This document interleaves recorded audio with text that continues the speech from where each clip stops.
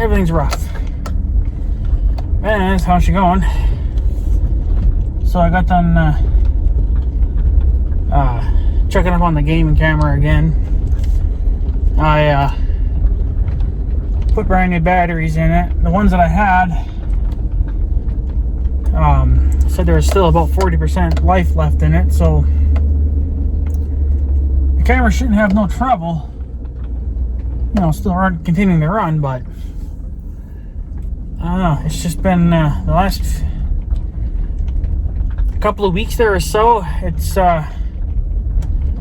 always skipped a few days of recording. I don't know what was going on there. So I just put brand new batteries in it. It's up to 99%. Of course, I can't read 100%, can it? So, and now I'm wearing my going to town sweater, because we just went to town again. There's a couple things we couldn't get last time, and whatever else, so we had to go down there again. So, man, it's hot in here. Yeah, it is what it is. So I went back down there again. Got some stuff that they didn't have in that I wanted. So, but whatever, it is what it is. So then I had to go to the hardware.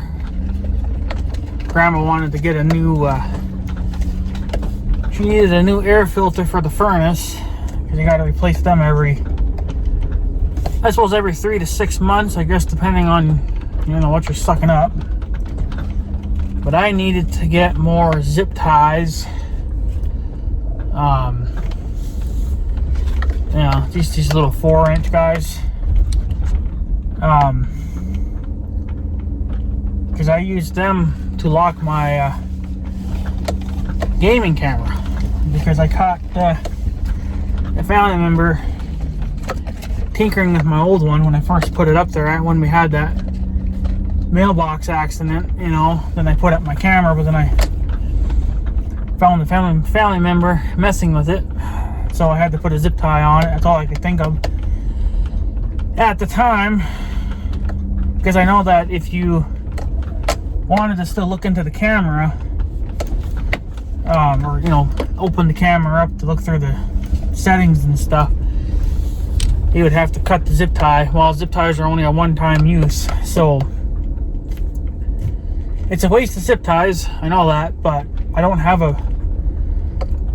any special type of locks. I know that the hardware has what I'm looking for. Well, it's close to what I'm looking for. It would still work, I guess, but it doesn't have a key. It has the rotary knobs on it, whatever. She had to fling it, you know, rotate it by hand, which I guess would still technically work. It's just that if you forget the password, well, then you're kind of fucked. So yeah, they were down here. I noticed that the dozer was back down here again, because that one night I came over here and I noticed I could see a dozer going back up on the road. So, but there was some pretty nasty ruts down here, and they looks like they fixed it. So, but yeah, so yeah. So the weather here is still kind of,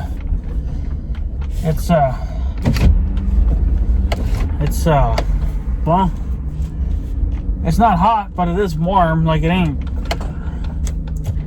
I think it's supposed to get up to 42 today, and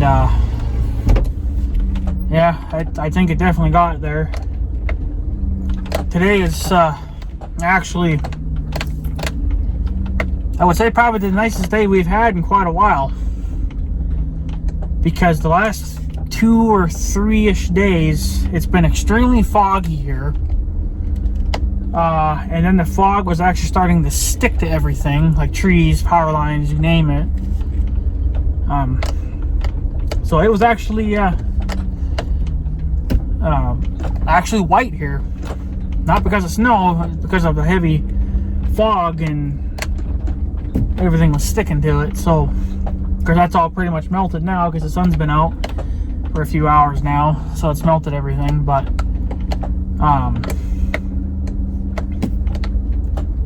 you know, so, but yeah, I don't know. There was somebody out running around with a drone again. I don't know if they were taking pictures of the town or what, or whatever. I've seen that. It's not the first time I've seen a drone flying around town. This one was kind of hilarious though, because it's got to be somebody in this town though that owns a drone. I don't know who the hell would have $1,300 for a drone, but they actually flew it. There's a little road by that private school. It goes in between two sets of trees. They actually had it flying in between the trees, you know, just like they were going down the road with it. So I thought it was kind of hilarious, because I'm like, I mean, what are you gonna do if a car comes? I mean, yeah, you can go up a little bit, you'd have probably clearance, but you're not gonna be able to really escape, because I think the trees kind of overlap the road, so there's really no escaping. You're just gonna have to either pray that you got the clearance between the vehicle and the tree, which you probably should, you know, or I guess you go head on with them and you pray for the best. But I don't know. Yeah, that's kind of another reason why I wouldn't mind getting a drone, because you can get some really good pictures and stuff. I mean, when you look at it from, you know, your own eyes, kind of gets old because it's the same old thing. But if you can get above that, you know, well, then it's kind of a different picture. So it would be kind of nice to have a drone, but they're expensive, and a drone's not priority right now, unfortunately. So, but yeah, I did get one new battery for the Tahoe. I don't think it's helped much with, I don't know, to me it seems like the slowing has actually slowed down, or the cranking has slowed down a little bit. But I'm going to readjust my cables again. I don't think that ground is on correctly, so I think it's only running off that one battery. It's probably running off this one too, the new one, but maybe it's not getting the full power. I don't know. But the ground cable looked a little questionable. I don't think I put it on all the way, so I'm going to redo all that when I get home. I got a deer out, but oh, there's some more deer. So I don't know. Like I said, I'm going to look at that and see if I even hooked it up correctly. I'm sure I did. But if not, well, then I'll just undo it and redo it. Not that big of a deal, I guess. But yeah. So what do? You know. But this battery is actually a bigger battery. I don't know why it's a bigger battery. Because the old battery, which is the other ones on that side too, I think it was only 620 cold cranking amps. The new one is 730. So you would think that's a lot of cranking power for, you know, I mean, just one of those fuckers would probably be enough to turn two of these engines over without no trouble. You know, if this Blazer had two engines, I think one, I mean, that's almost the same amount of power as my tractor batteries.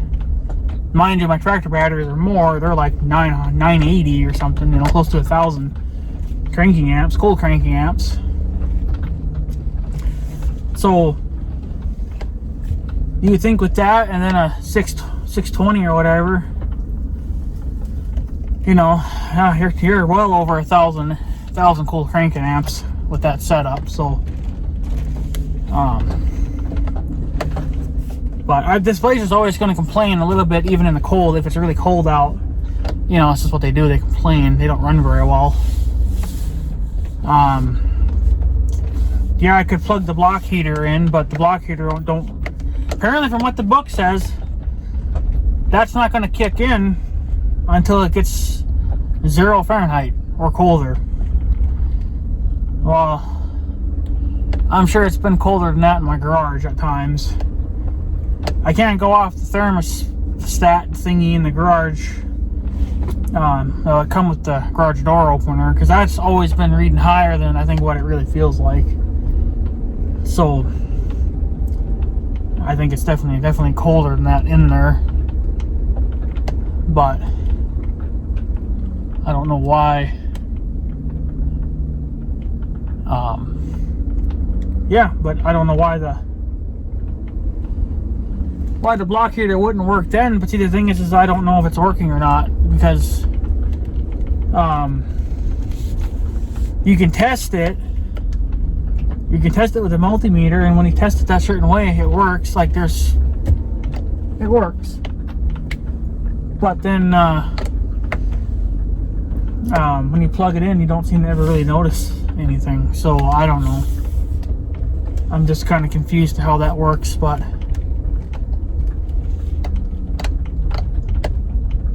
what am I hearing?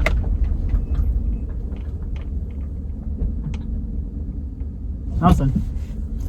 Thought I was hearing a damn drone flying around again. I know Rusey 6 was saying something about this lovely little mess they made down here with the trees and shit, that they probably would come back. I doubt it. I highly doubt it. They haven't come back yet to clean it up, so I kind of doubt they will. So I mean, whatever, I guess. I'm not going to deal with it until spring. I know Rusey 6, you just push everything into a pile and you freaking burn it. I don't dare burn in our woods. I just feel like that's a freaking disaster waiting to happen. So I think I'd rather just let it rot. Unless I could find somebody that wants it for firewood, but there ain't going to be much for firewood down in there, but I guess it would be better than letting it sit and rot, but what are you going to do? So, but yeah, it just is what it is, I guess. So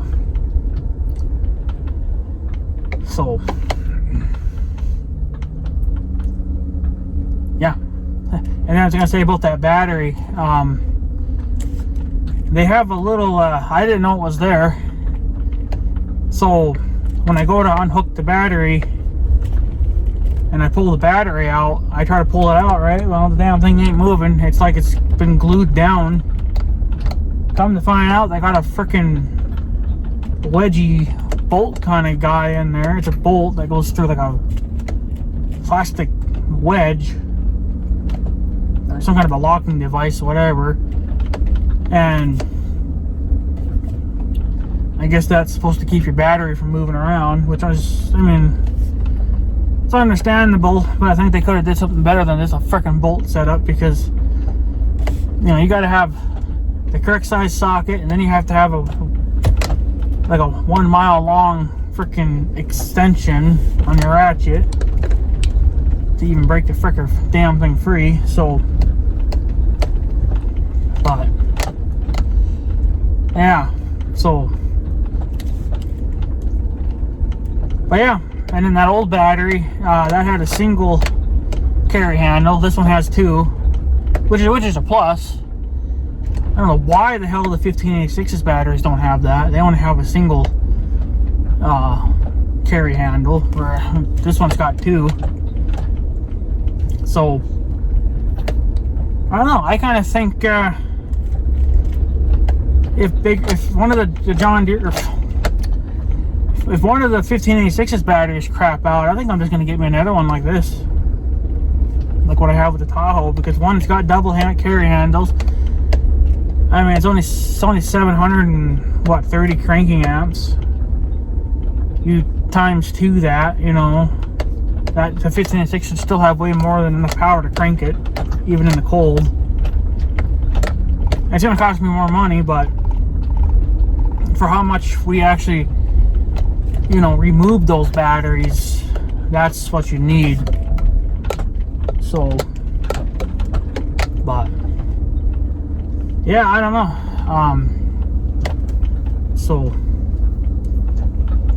But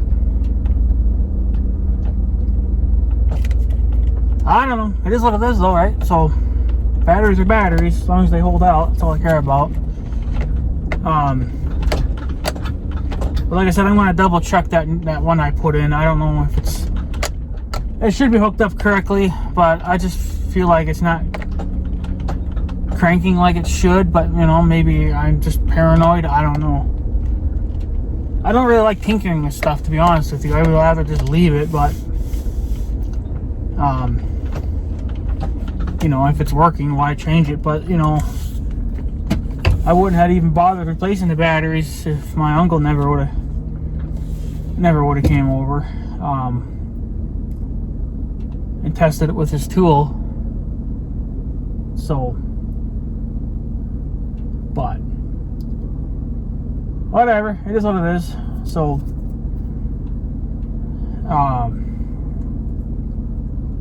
yeah, I'm going to have to replace my coax, I think, for my antenna. I decided to reroute the cable. I still think it's pulling on it. There's no way around that to stop the hood from pulling on. I tried to put tons of slack in there, but the slack don't want to sit right. So I took all that back apart, you know, to try to rearrange everything again. And then what it is you have like a little stud. Then you have, it's almost like a washer or a big nut that screws onto that. And then your antenna would screw on top of that nut. Well, the nut has a rubber washer underneath, I guess, to keep the weather from getting in. Well, when I went to remove it, it damaged the little washer or the little gasket or whatever the fuck it is. So it still might be okay, but I don't know. So I might replace the coax at some point. It might be alright for now, but I gotta try to figure something out. I could have just went with a roof mounted antenna, but then it's just another antenna to take off all the time. This way I don't really have to ever touch it. So, but whatever. It's just a little rubber guy, and then it looked like the cable was being pulled from its little mount thingy, so it's loose. I can't remember if it was always loose or if it's been getting loose with time. So, but either way, I think it's garbage now. It hasn't even been used yet. So, but there's plenty of coax here, obviously, which I guess I could have put most of it out there, but I was trying to make up for, like, if I ever wanted to remove the radio, well, then I would have plenty of room here. So, but obviously I don't have the radio installed yet, so it's not getting used. But I don't know, try to maybe go for the CB antenna next month or something, get a little closer to being done. But just it is what it is. Probably replace that coax too, get a new one at least. So yeah, and then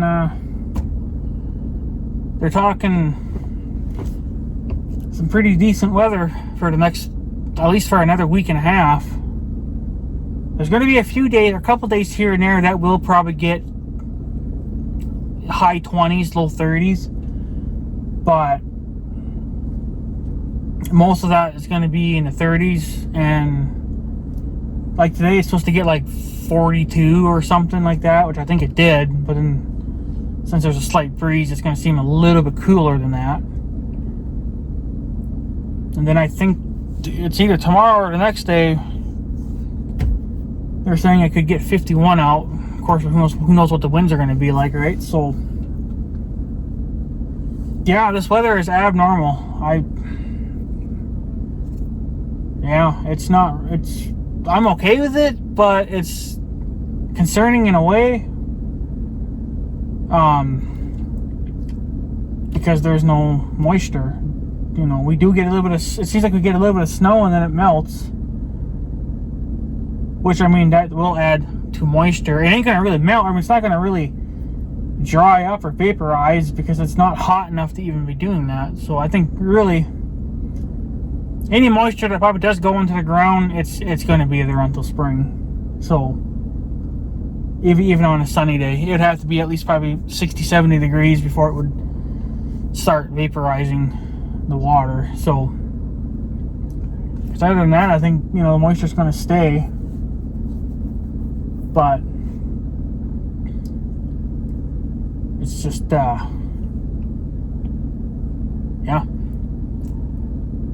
it's kind of just concerning, I guess, because, you know,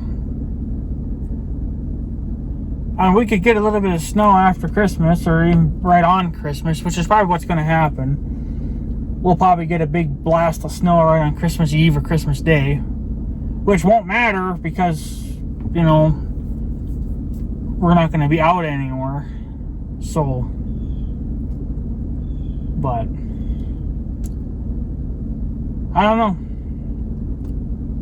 But I mean, we've had years like this too where we don't get any snow until Christmas. But it's been colder than this, though. That's what I don't understand, is that we're actually above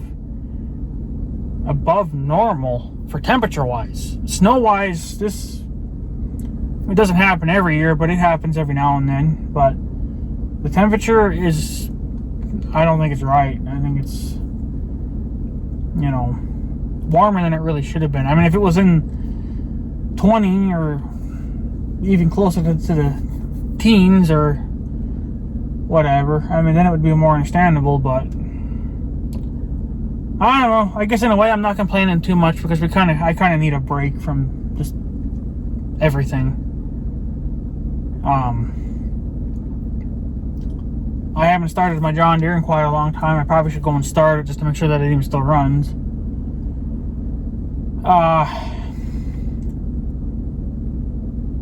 But yeah, it's been nice not having to move any snow. I mean, I've moved snow once with it, and then once by hand. So, but come to find out, I never really had to move that first bit of snow because it could have just left it. It was going to melt anyway. But we didn't know. We can't predict the freaking future. We're not like the weather people, you know. So, I'm not going to sit there and try to predict the damn weather. So, and grain prices must be through the roof because there's a lot of grain haulers out hauling grain right now. So the prices must be pretty good then. So, but yeah, I don't know what else to tell you guys. I mean, you can see I got the window open, and I'm just wearing a sweater, and I'm in my field.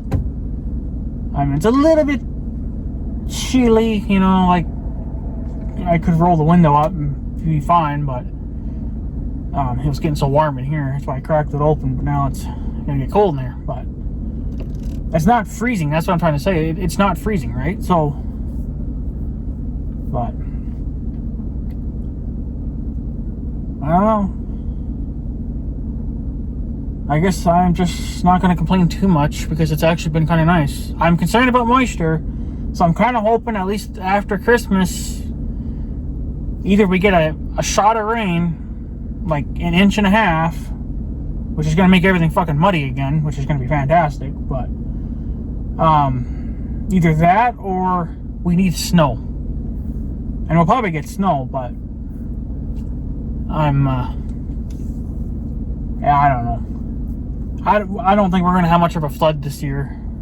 Or for 24, I mean.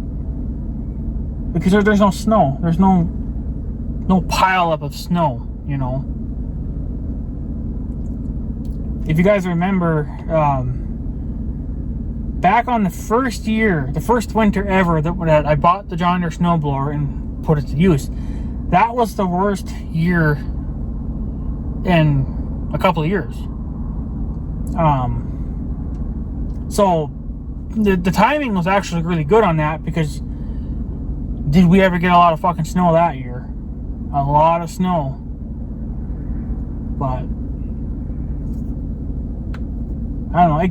I guess it kind of seems like if you get a year, I guess, where you get a shit ton of snow, well, then you're going to get a year where there's very little snow. So, but I don't know. It's got to come at some point, because, you know, Roosy 6, you're not all that far away. You're up there in Canada. I don't know exactly how far you are from Minnesota, but you know, it's got to be. I mean, he's got snow on the ground, so it's got to be coming eventually. But like I said, I'm not complaining too much. So, but I don't know. I just kind of hope maybe after Christmas we'll start getting snow. Even though I'm not looking forward to moving it, but I don't know. I think at the end of the day, I'm not going to complain, because you know what? It's been nice. It's been nice not having to move snow, get a break. So it's just been nice. So I still have to run my heaters, obviously, in my house, but I haven't had to run them full blast, you know, like I've had to in the past years. So I talked to the young guy a few days ago, or maybe even close to a week ago. He owed some people some money. So, but I guess they had a little bit of a fuck up. Well, he blames his wife, but who knows. But he, well, you know, everybody does this. I mean, especially if you make thousands of bales a year, you keep track of how many bales are in each field, right? So he has this little book, you know, that he writes all that stuff down. And I guess he forgot to take it out of his pants pocket or his sweater or whatever, and the wife ended up washing it. Lost everything. All his number of bales that he made for the year. He's trying to talk to his son, but his son doesn't seem to remember. Because apparently, which I think is ridiculous, and I don't like it, so I'm going to talk about it. The field by the cemetery, and then I think it's the ditch field too, the young guy actually has to pay them money to cut the hay, which I think is kind of ridiculous. I'm just saying, but I mean, it's their land, so they can do what they want. But and then on top of that, now they want some of the hay. So because they have sheep or whatever, so they want bales too. They don't want that many, but they want a couple at least. And I know that they took most of the small ones. There was at least probably 3 small baby bales that they took, plus a couple of big ones. So,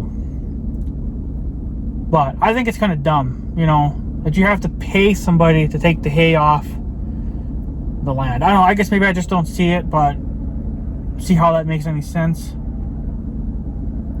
Because they don't farm the ground. So,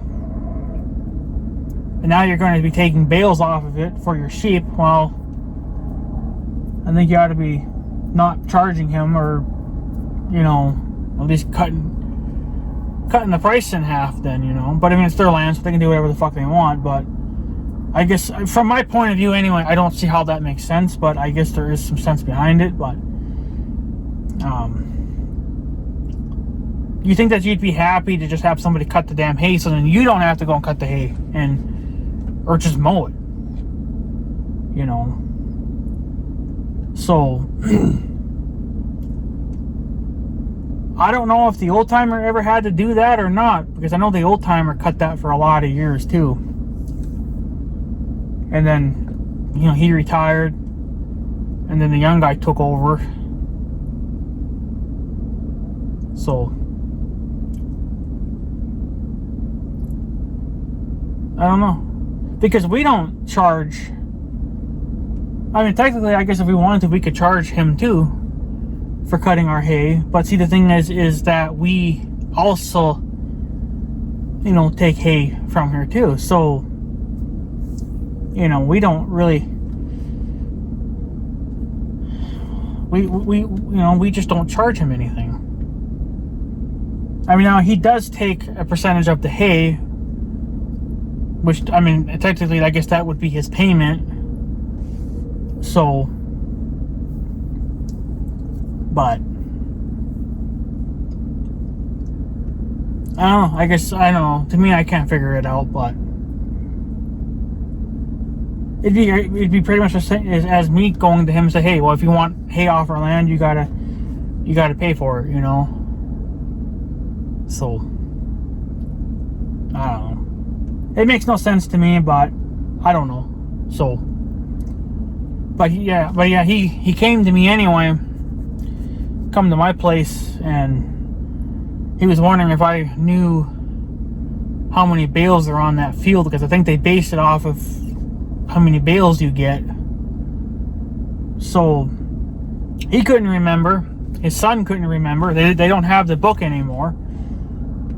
So he came to me, seeing if I remembered, which I do not remember. Which, I don't know, do I still have...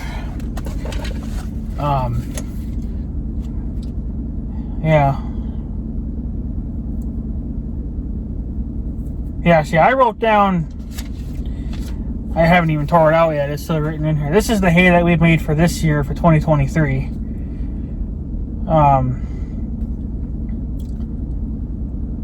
So we made 148. That's the grand total for 2023. But I did not write down the other fields.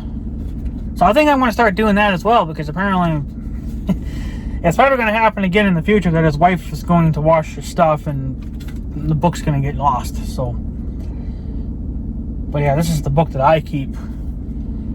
I usually just keep this in here in case I got to write stuff down or whatever, you know, or I got to just write stuff down.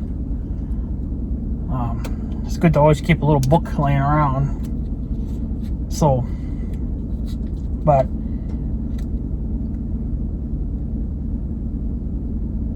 yeah, and then I think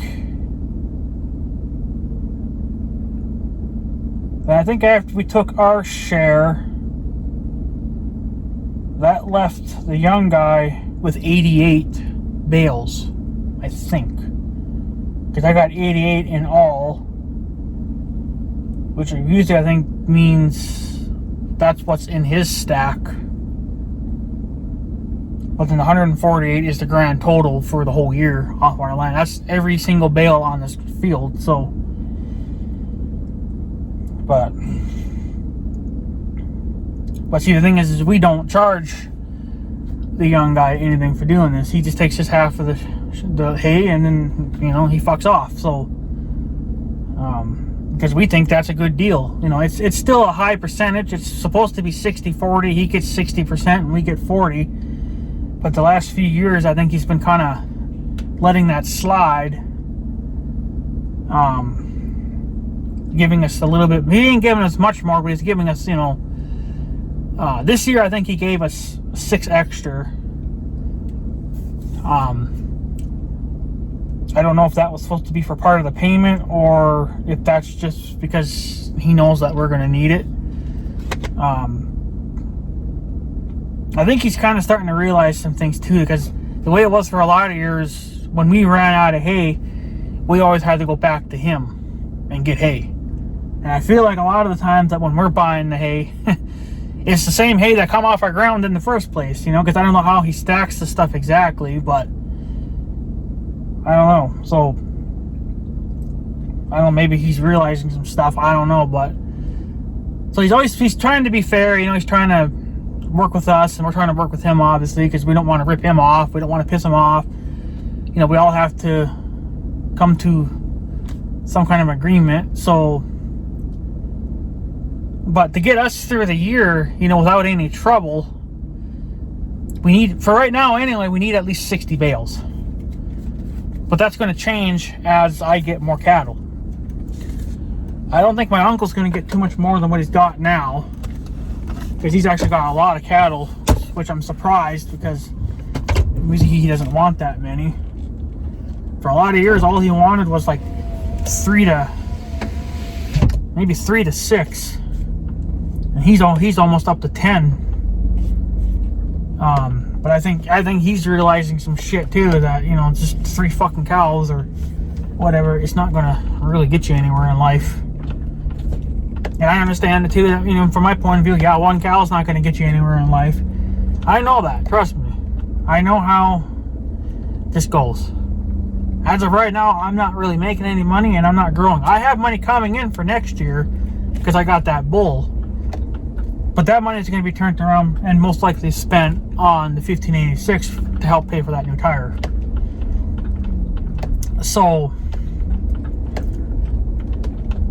but I don't know. My uncle got a pretty good paycheck from his bulls that he sold, so I'm hoping that for me, I'll get at least a little over 1,000 as well. Because if I get, even if I got 1,300, you know, from my bull, that's like 90% of the money that I need to get a new tire. So, you know, still gonna have to save up, obviously, but it wouldn't take a whole year worth, you know. So,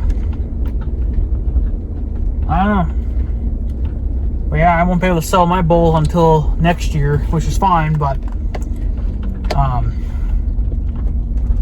it is what it is, right? So, but I don't know, we'll just take it one day at a time, I guess. And if we need to,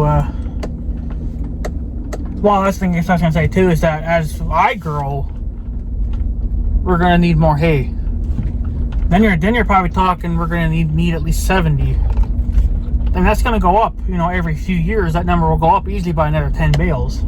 So then, if I had 10 cattle, my uncle had 10 cattle, you're probably talking, you'd probably need at least 200, probably 300 to get you through the year. That's just feeding, not using those bales for, like, bedding. We don't use our hay for bedding, unless it's already, like, old stuff, you know, like, if they didn't eat it in the ring, you know, then we would, and if we had them in the barn, well, then I would take that out and go lay it in the barn then. But since we don't calf in the wintertime anymore, I don't have to do that. So now it's just strictly feed, you know, we don't have to do anything for bedding. So apparently you can feed cattle corn stalk bales. I actually wouldn't mind trying that for get 1 bale, but I don't think the young guy does corn stalk bales because he doesn't even grow corn. So I'm sure somebody around here sells corn stalk bales, but I wouldn't mind trying it. Just get 1 bale at least and see if they eat it.